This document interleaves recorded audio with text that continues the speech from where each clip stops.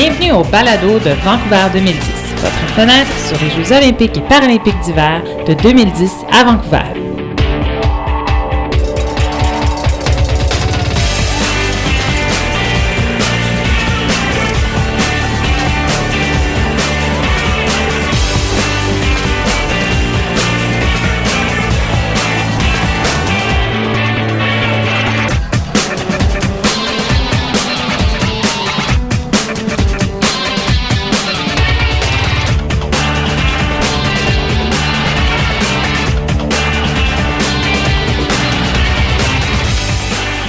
Pendant la saison de compétition en 2009, nous avons rencontré les athlètes féminines de skeleton au Centre des sports de glisse de Whistler.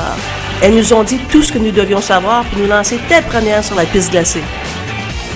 I think we have three really important things. The one thing is the slide, the next thing is the pushing and the sliding and the really good push. And if you have all three together, then you're a really good slider. In our sport, it's sort of who can be the most in control while out of control. A good start's made up of a good push and a good load. So you want to get a really explosive, fast push on the ice and then a really snappy load down the hill to really accelerate yourself for the start of the run. With this start, it drops away very quickly, so I just find you just have like an internal feeling that when you're sprinting along, you just kind of know that you have to get on, and then it's loading as quick as possible and getting into your position and then thinking of like your first corner. So a lot of glutes and hamstrings and quads, things like that. We do a lot of explosive power work in the gym, so a lot of leg work, yeah. Well, obviously if you come from athletics, from sprinting, it's a good start. I didn't. I've never done any sport other than skeleton. I think the biggest challenges in the sport are just really trying to get yourself revved up at the start, but then be calm enough to lay on your sled and get down driving-wise. So that's always a bit of a challenge. It is hard to keep the head off the ice, and here in Vancouver in curve 16 it's impossible. Because this track's so quick, I found that I actually just count the corners still. So as I go into each corner, I'm counting at 1, 2, 3, and doing my steers at the same time. Because I just found, because it's a lot quicker than all other tracks, I did get lost, I guess, when we were learning it. Basically, we have metal runners on the bottom of the sled that, depending on, we have different cuts on them, so different, we call them grooves, and really it just depends on the weather and the individual athletes. Some athletes like a certain type for certain, whether it's snowy, cold, warm.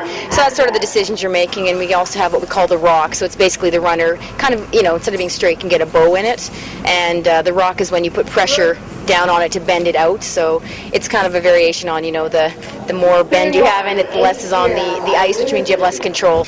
Well, we drive fiberglass sleds, so they're flexible, so we can use pressure points, and we steer with our shoulders and our knees, and we're going fast enough that if we're in a straightaway and we need to just kind of move over a little bit to the left, we can move our head a little bit and the wind can kind of push us over. And then when we're in a lot of trouble, that's when the big anchors come out. If we're really high in a corner and we're supposed to be low, then that's when you'll see a big toe come out and kind of act like a rudder to get us out of the corner. Every curve is different, so that's why you do the track walk, to read the curves.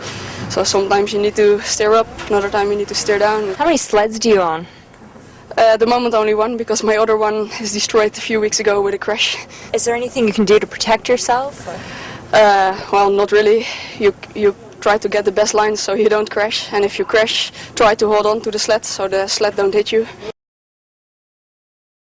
I suppose for a spectator, the sled's go past at such a fast speed that it's really hard to tell who's sort of ahead of another person. But basically, you can hear if someone's doing well. There's not a lot of noise on the ice. They're really smooth and quiet, and not too high in the curves, not falling off and hitting. Just really smooth and in control. Yeah. Actually, you feel like you've clicked with your sled, and you're just totally into it, and it's like slow motion. You can feel the ice, you can hear it if it's very cold, you can hear it if you're sliding, and it's really cool. So for me, although it's an individual sport, it's, we've got a great team and have a lot of fun with that too. We also see a tight-knit group of people internationally that I think a lot of people can look up to. I'd love to come back. I really like it here and I really like the track.